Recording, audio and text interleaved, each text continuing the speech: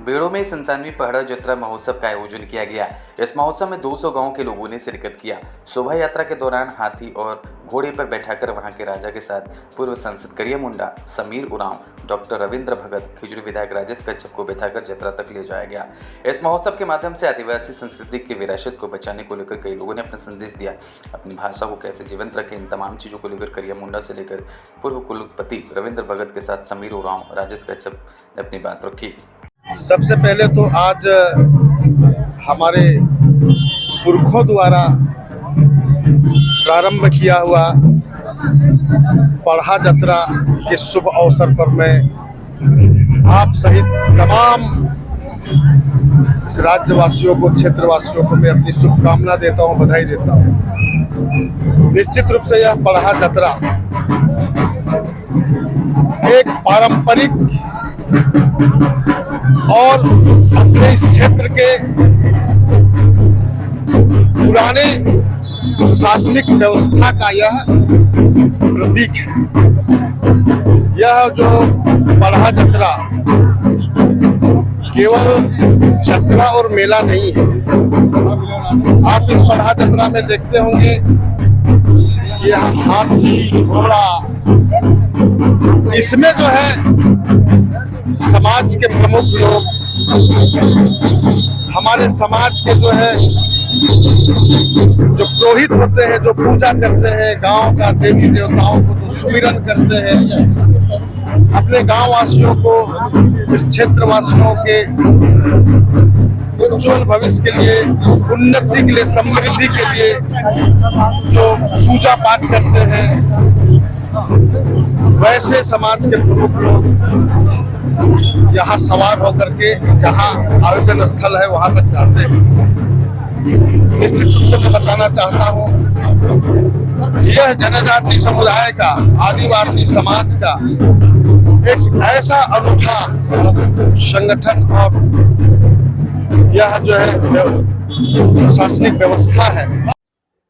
एक तरह से जनजातीय समाज का एक संगठन है पढ़ा, और उसी का ये वार्षिक सम्मेलन यहाँ हो रहा है, और इसमें कई पढ़ा के लोग शामिल होंगे और विचार विमर्श करेंगे और आगे के संबंध में भी चर्चा करेंगे। और फिर जन जागरण का काम भी इस तरह के बड़े सम्मेलनों से, या यात्रा हम लोग कहते हैं, एक तरह से कहिए कि एक सम्मेलन है, जन जागरण भी का भी होता है। मैं सिर्फ इतना ही कहूँगा कि भाई एक अच्छा काम है,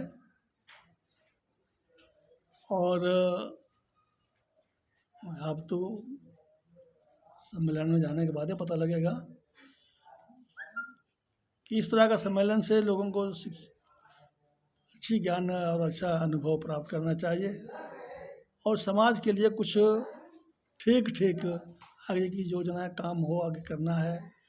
और जो हमारी संस्कृति, परंपरा, रीति रिवाज, धर्म कर्म जो किसी तरह से लोग छीन छान कर, तोड़ ताड़ कर मिटाने का जो चक्कर लगा रहे हैं, उससे हम बचाएं और समाज को आगे इससे भी सुंदर, सुशोभित, संगठित, शिक्षित समाज बनाने में इस तरह के पढ़ा के लोग आगे बढ़ें, यही मेरी शुभकामना है।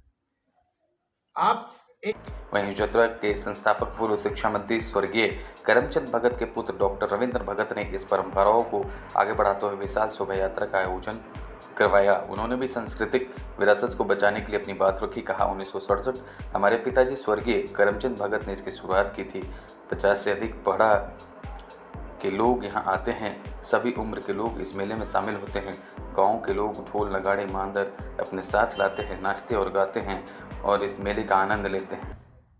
सबसे पहले इस जत्रा की जो शुरुआत हुई, ये देश में, समाज में हो रहे बदलावों के कारण ही इसकी जरूरत पड़ी। और जब 1967 में स्वर्गीय करमचंद भगत जी इस क्षेत्र से पहली बार विधायक बने, उनके नेतृत्व में यहाँ के सभी पढ़ा राजाओं ने निर्णय लिया कि अपने आने वाली पीढ़ी को, युवाओं को अपनी परंपराओं से, धर्म संस्कृति से जोड़े रखने के लिए ऐसे कार्यक्रम किए जाने की आवश्यकता है।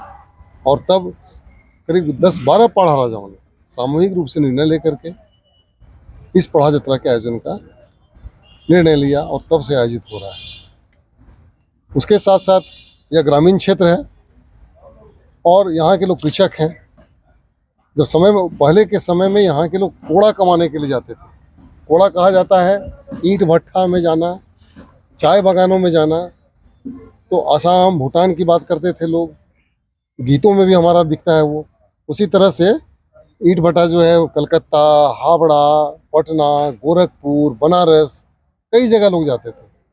यहाँ उनके माता पिता इंतजार करते थे कि भाई अब बरसात गिरने वाला है, जेठ का महीना समाप्त होने वाला है, आषाढ़ हो जाएगा, बरसात हो जाएगी, तो हम लोग खेती का काम कब शुरू करेंगे। तो बच्चों को पहले तो मोबाइल वगैरह कोई साधन था नहीं, तो उस उद्देश्य से भी इसकी शुरुआत की गई कि हम अगर ऐसे आयोजन करेंगे तो लोग उससे आकर्षित होकर के लोग यहाँ पर आएंगे।